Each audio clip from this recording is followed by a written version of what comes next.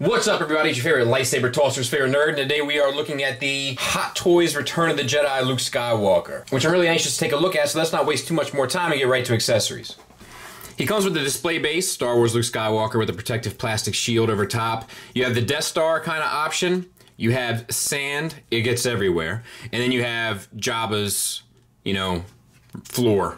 So you can use either, these are all adhesive. I recommend you not use the adhesive and just sort of place it on there, because once it's locked in for good. And then you lock in this, typical two-prong tension bar. Or you can have the Death Star background here, which is what I'm gonna use, and just interlock those two pieces, stick your bar in, and you're good to go. Nice gunmetal gray paint on these and some black on there as well. Looks very sharp. So we have some hands. We have some two holding hands for the lightsaber, left and right.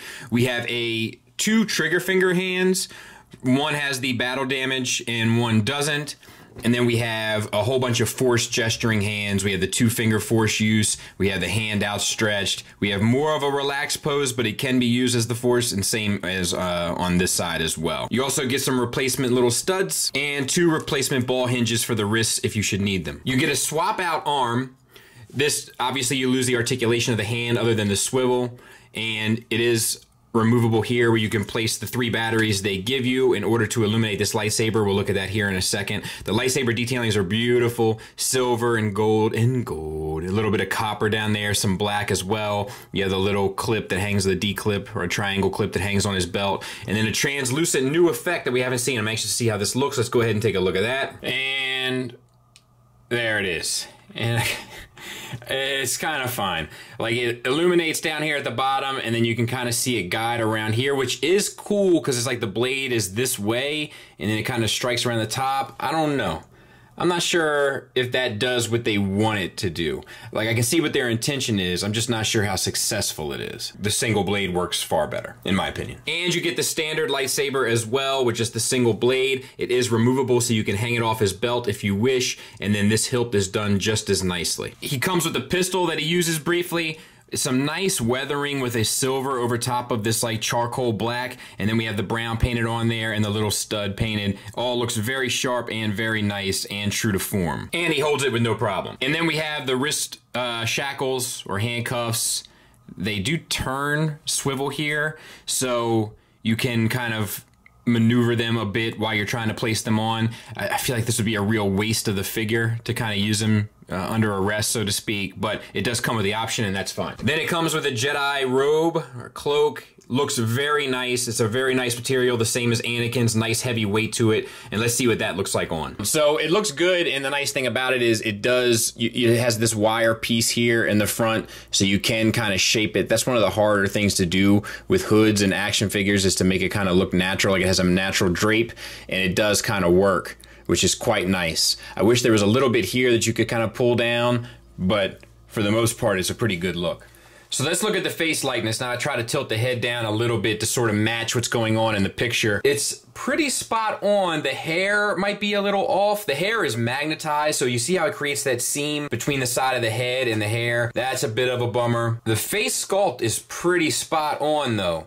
It's an odd expression. It wouldn't have been necessarily my choice, but it's there. I don't know if it's as accurate as some of the faces I've been seeing them do recently. The Tom Holland face, the Leia from Empire Strikes Back, the Jyn Erso face. I'm not sure if this is as tight as those. Something seems a little off in the proportions of the brow down the arch of the nose. And then the expression I don't think is doing it any favors either, but we're still talking something that's in the 80th to 90th percentile as far as accuracy, at least in my opinion. We'll talk about the detailings and the soft goods and such. So this is a different material. This is more of the Jedi material. This feels great. It looks great. It has a nice weight to it. Fits properly. No real issues there. Then we have this, which is the same material, I think, as this, but this is a little bit looser. This is like almost in the spandex area, which is a little strange, but it's not hateful. The stitching on it looks great, which is one of my issues that I have with Hot Toys quite often, so that's nice. You can fold back your bit there, your tunic, so that's nice, and then it has the white underneath. And I don't know if it's magnetized or what, but it happens very naturally. And that's really all there is. There's the faux leather boots. That's cool. The belt has like a weathering of gunmetal gray over top of the black. That looks good. The studs on the belt look good. You have the loop for the lightsaber and so forth. It would have been nice to have a holster for the gun, but not a big deal. And then you have the pouch that's all that faux leather as well with the stud. All of that looks good. No real complaints. The black leather glove looks great. I wish they would have had more options for the holding hand for the black leather glove. It's like you have to kind of use this one or the light up one if you want to have the glove, and I'm definitely a glove look for him.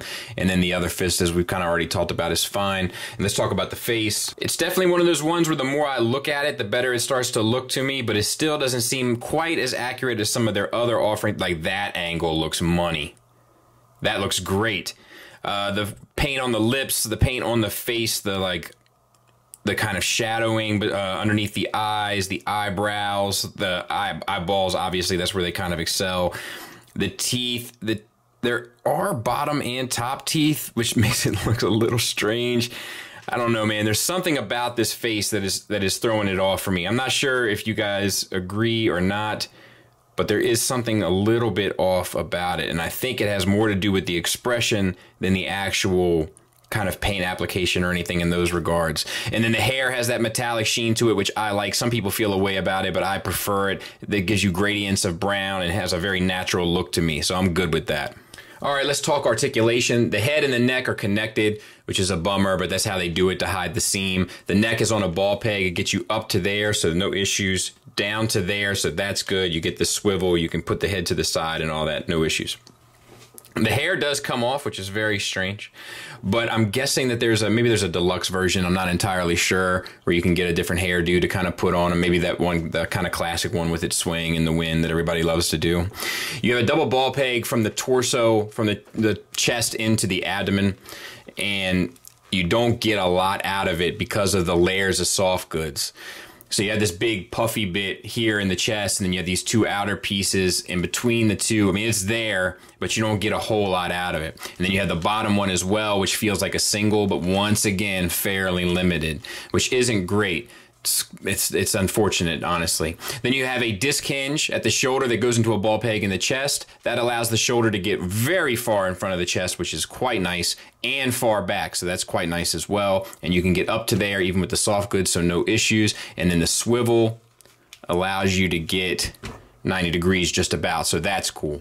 Double jointed elbow gets you the full range.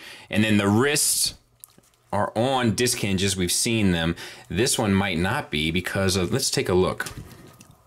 Yeah, there it is. But because of the glove, it kind of hinders the articulation. I'm going to leave that off for right now. I'm going to swap that arm out here in a second. There's a bicep swivel as well. I can't remember whether I mentioned that or not, but definitely there. On this side, we have the double, same thing. All of it's the same thing, except the hand gets you more movement. So we're good. Then you have what feels like T-jointed ball joints to me. They get you out to there, so not the best, not terrible, but not the best. And forward is fairly limited as well. Then you have a double jointed knee, which gets you a pretty good range. And then the ankles are on double ball pegs, which gets you an ankle tilt down, fantastic, up, fantastic, and great rocker. So no issues there. That all works beautifully, and all of the fabric and the boots kind of fold around it appropriately. So all that is good. And then there's the back of the figure, kind of what you would expect. There he is with the episode 4 look, and I think the face sculpt is much better on this one. Like, his face seems a little long here. It's like proportion-wise, this is much better done. So that's nice to see. Final thoughts wise, let me talk about the negatives. I do wish there was a bit more hand options with the glove on it. There is something a little off about that face to me. I can't put my finger quite on what it is. I know the hair isn't doing it any favors in terms of how it connects. The suit and the pants might be a tad tight, but it was tight in the movie. I'm just not sure if it was this tight. And how baggy it is in the upper body is kind of throwing me off in terms of how tight it is in the legs. And some of the articulation ranges are a little short than what you would prefer them be. So there's a significant amount of issues here. Let's see how this looks. Where's that button? I love the accessories. I love the paint. The soft goods work appropriately. You end up getting enough out of the articulation to kind of get you any Luke pose I think that you would want. I do like all the interchangeability. Like, you can have the cloak with the tunic and the kind of flight suit. You can have just the tunic and the flight suit. You can have just the flight suit. You know, there are a number of options there for display that are really nice to see. The accessories are fantastic. I'm not sure if I said that or not, but they are. The soft goods look fairly natural. The head sculpt is a little off-putting. I think it's because of the expression, but it does grow on you. Like, the more I look at it, the more I'm digging it. So it is a recommend for me. I like it an awful lot. I can't wait to get it on the shelf and kind of, he's going to be my proper Luke on my shelf, so I can't wait to get him in service. So it's a recommend for me. I'm not sure if there's a deluxe version. That's going to kind of be up to you as to whether or not that is worth it to you. But the good news is that this works pretty much across the board in terms of a display piece. I think you'll be satisfied. Thanks for listening. Thanks for watching. Until next time, take care.